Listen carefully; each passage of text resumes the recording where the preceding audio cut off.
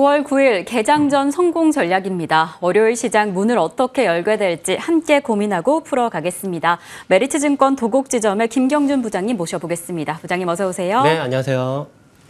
네, 부장님 오늘 증시 어떻게 될지 참 궁금하긴 합니다. 지난주 내내 이미 매를 맞은 게 아니냐라는 생각을 했는데 매를 더 맞을 수도 있겠다라는 우려감도 좀 들고요. 증시 좀 어떻게 보고 계세요? 어떻게 대응하시면 좋을까요? 지금 맞을 줄 알고 대기하고 있었는데 더 아프더라고요, 이게. 그렇기 때문에 지금 늘 이제 제가 그 한 2달쯤 전부터 해가지고 뭐 코스닥 같은 경우에 820.14 기준으로 그거 하회하면 매매를 조금 줄이시라라고 말씀드리고 433 전략에도 약간 변화를 줬었죠. 처음에는 주도주 4, 그다음에 순환주 3, 그다음에 단타라든지 현금 비중 3 그랬었는데 주도주가 죽고 나서는 이쪽 비중을 없앤 다음에 순환주 같은 경우에 이제 바이오라든지 건설 같은 이 금리 인하에 맞춰가지고 투자를 했었었는데 그 다음번에는 이쪽 범위가 확대되면서 바이오 쪽에 조금 집중을 했었습니다. 그 다음 지금 바로 전 방송에서는 이제 방어주를 높이자라고 하면서 KTNG라든지 한국전력 등을 말씀드렸었는데요. 지금 그게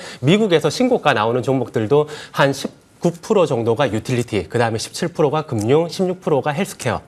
그 말인즉슨 바이오라든지 뭐 그 방어주 쪽이 일단 그쪽에서도 약간 그 이슈가 되고 있다. 그리고 국내에서도 지금 엔비디아 실적 발표 이후에 주가 방향이 상방을 글로벌 증시의 상방을 막아둔 채로 있었기 때문에 원래 제 전략 같은 경우에는 어차피 지수가 대형주가 막혀 있기 때문에 단기 트레이딩을 통해 가지고 상방이 뚫려 있는 종목으로 공략을 하자였었는데 이게 금투세 이슈가 나오면서 지수가 이제 그 개별 종목단에서도 굉장히 힘을 잃은 상태거든요. 그렇기 때문에 지금부터는 방어주조차도 압축을 해야 되고 그 개별 종목 중에서 장기적으로 뭔가 2배, 3배 이런 것들을 본인 스스로 이제 스터디 이후에 노리는 종목이 있다라고 하면 개별적으로 약간씩 이제 접근을 해야지 지수단에서 뭔가 많이 빠졌으니까 지금 주워가도 되나 이런 것들은 아직은 조금 더 보수적으로 대응하시길 바랍니다. 네, 사실 지금 지수가 많이 빠지니까 정말 이럴 때 저점 매수해야 하냐 그 부분을 가장 궁금해하고 계셨을 텐데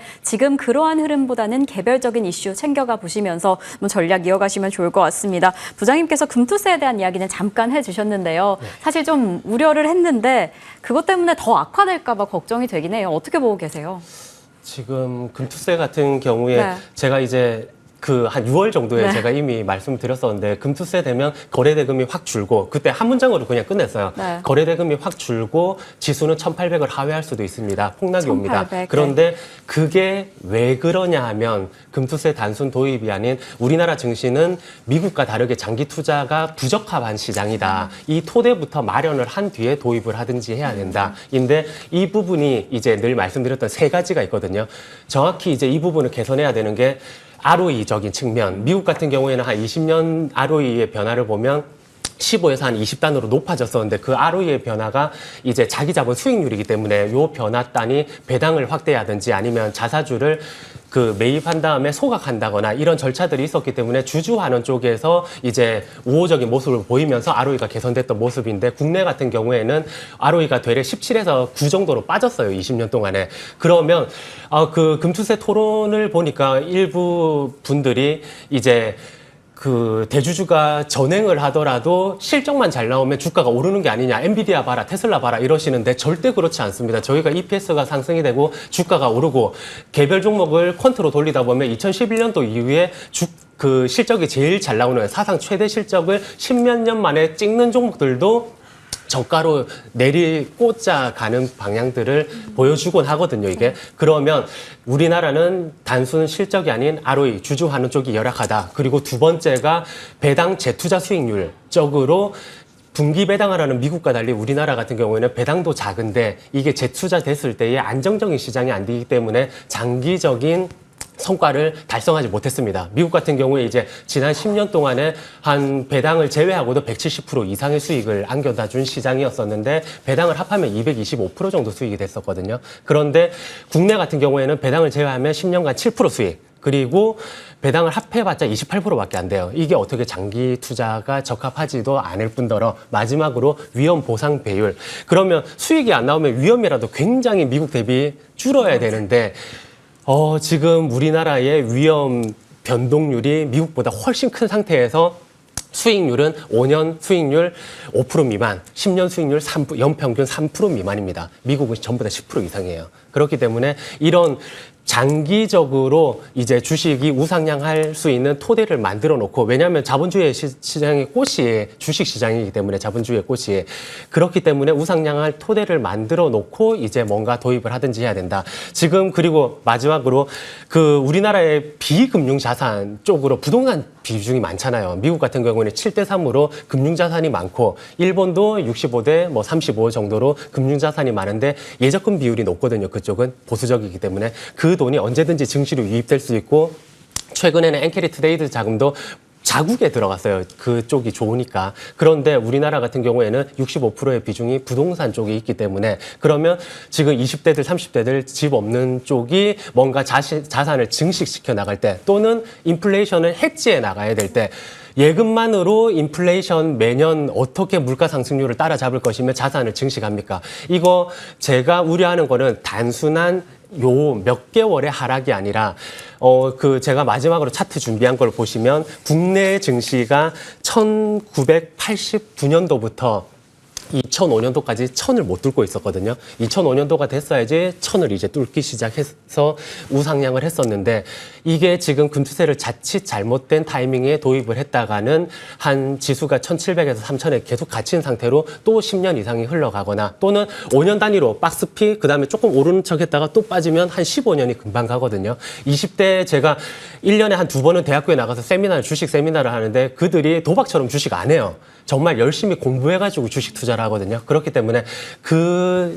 어린 친구들이라든지 아니면 퇴직하고 나서 10년, 20년, 30년을 노후 생활을 보내야 되는 그 자금들이 안정적으로 뭔가 물가 상승을 해지하고 자산 증식 또는 일부 소비에 들어가는 비용을 조달하는 데 쓰여야 되는데, 그게 무너질까봐 우려가 됩니다. 네, 정말 좀 마음이 무겁습니다. 이야기해 주신 것처럼 미국과는 다르게 수익은 안 나오는데 위험성까지 부각되어 있는 지금 상황, 특히나 또 지금 도입의 시기상 기반이 제대로 마련되지 않았는데 지금 시작되어도 되냐, 정말 말 그대로 갇힌 상태로 10년이 더 지나가는 게 아니냐라는 우려감이 좀 강력한 상황이어서 이럴 때 어떤 전략 이어가야 하는지 저희와 계속해서 좀 이야기 나눠보시면 좋을 것 같습니다. 자, 그럼 저희는 종목 이야기로 넘어가 보겠습니다. 방송 초반에 부장님께서 방어주 전략에 대해서 언급을 해주셨습니다. 그래서 저희가 지난 7월 29일에 KTNG를 딱 잡아주셨는데 정말 지난주에 기세가 좋더라고요. 네. 이럴 때 지금 어떻게 해야 되는지 이 KTNG에 대한 이야기 좀 해주시죠. 네, 일단은 13만 원까지 홀딩을 하시길 바라고요. 네. 그 전에 이제 HDC 현대산업개발 같은 경우에는 제가 스탑 가격을 정해드리면서 익절을 충분히 해라라고 말씀드렸었는데, 지금 동사는 이제 전혀 이제 하실 필요가 없다. 지금 그 실정에 맞는 방어주이면서도 지금 이미 자사주 매입 규모를 361만 주를 매입을 하고 있기 때문에 지수가 출렁거리더라도 약간은 방어적인 측면이 있고, 자사주 매입이 한 3년 동안에 1조 원 규모, 그 다음에 배당 같은 경우에도 1조 8천억 정도를 예상하고 있기 때문에 꾸준히 13만 원까지는 홀딩하시기 바랍니다. 그리고 거의 유사한 이제 또 그 재보험사 코리안리라는 종목을 제가 준비해왔거든요. 그 방어주 쪽으로 제가 다양한 종목들을 가지고 왔었는데, 금융이라든지 유틸리티 쪽을 가져왔었는데, 코리안리 같은 경우에는 보험사가 이제 보험을 드는 쪽. 그런데 글로벌 재보험사의 주가가 연평균 지금 32% 정도 상승 추세고 신고가를 찍는 종목들이 늘어나고 있어요. 미국뿐만이 아니라 독일 쪽이라든지 딴 쪽에서도. 동사 같은 경우에도 1년 동안에 한 18% 정도가 올랐었는데, 한 연말 무상증자를 평균 자기 자본 잉여금을 활용해가지고 20% 정도를 꾸준히 할 전략이라고 하면서, 배당 같은 경우에도 올해 7.1% 정도 예상되고, 내년도 8%, 그 이후 9% 정도 계속 실적이 안정적이면서 늘어나는데 배당까지도 챙겨볼 수 있는 새로운 종목이라 가지고 코리안리도 말씀드리겠습니다. 네, 좋습니다. KTNG 같은 경우에는 13만 원 선에서 홀딩해보자라고 이야기를 해주셨고, 유사한 종목으로 코리안리 이야기해 주셨습니다. 실적도 그렇고 지금 배당 측면에서도 좀 기대를 해봐도 되지 않을까라는 생각이 드는데, 이 두 종목 함께 챙겨보시면 좋을 것 같습니다. 자, 그리고 저희가 계속해서 좀 종목에 대한 이야기 나눠보겠습니다. 아무래도 월요일 시장 많이 불안하실 텐데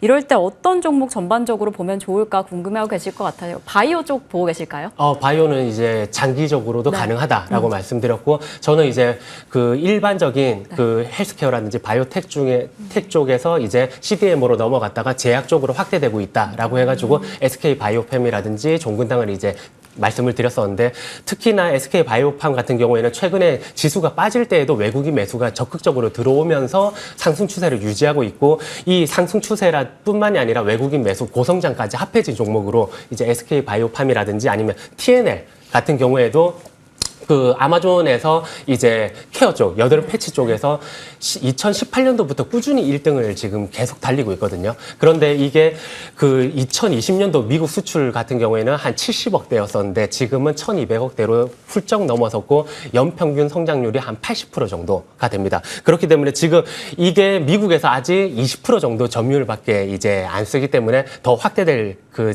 전망이고 여력이 있고 유럽 쪽에서도 증가될 전망. 그러면 광고를 적극적으로 해야 되는데 슈퍼볼 이쪽에 또 막대한 자금을 써가지고 슈퍼볼 광고라든지 아니면 650만 인플루언서를 틱톡 인플루언서를 이제 광고를 유입해가지고 노출을 시키고 있다. 그러면 실적적으로 올해 한 50% 정도 매출이 증가될 전망이고 1,100억 벌던 회사가 1,700억 정도로 확대되거든요. 그리고 영업이익 같은 경우에는 더 크게 한 80% 정도 성장하는데 한 300억 정도 전년도 벌던 게 올해 550억, 내년도에는 한 700억, 그 다음에 한 900억 정도. 보통 제가 말씀드릴 때 상저하고 또는 상고하저라고 표현드리는데 동사는 상고하고 종목이기 때문에 꾸준히 하시기 바라고 마지막으로 의료용 대마 패치라든지 연고 이런 쪽으로 이슈화될 것들이 있기 때문에 화장품, 홈뷰티까지 그렇기 때문에 지금 밸류에이션 퍼 밴드 하단일 때에 조금 외국인 매수도 유입될 때 지금부터 지수가 출렁거릴 때 그 관심 있게 보셔라. 전해드립니다. 네, 좋습니다. SK 바이오팜과 TNL 잡아주셨는데 실적 측면에서도 수출 측면에서도 매출 성장세 측면에서도 좀 기대가 되는 종목입니다.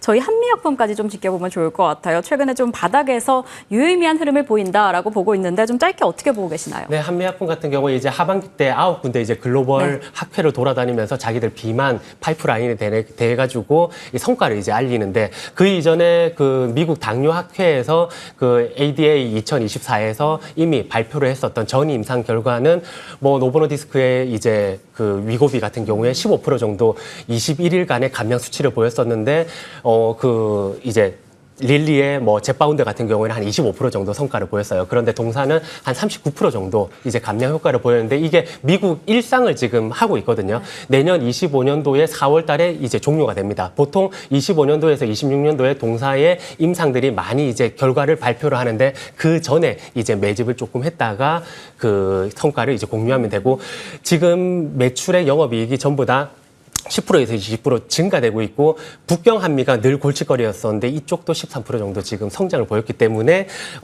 눈여겨보시면 좋을 것 같습니다. 네, 좋습니다. 한미약품 지금 비만 치료제 측면에서도 기대가 좀 상당히 됩니다. 10월에 국내 출시하면 어떻게 흘러가게 될지 이 부분도 체크해 보시면 좋을 것 같고 매출도 영업이익도 주가의 성장세도 저희와 함께 살펴보시겠습니다. 그럼 지금까지 메리트증권 도곡지점의 김경준 부장님과 함께했습니다. 오늘도 감사드립니다.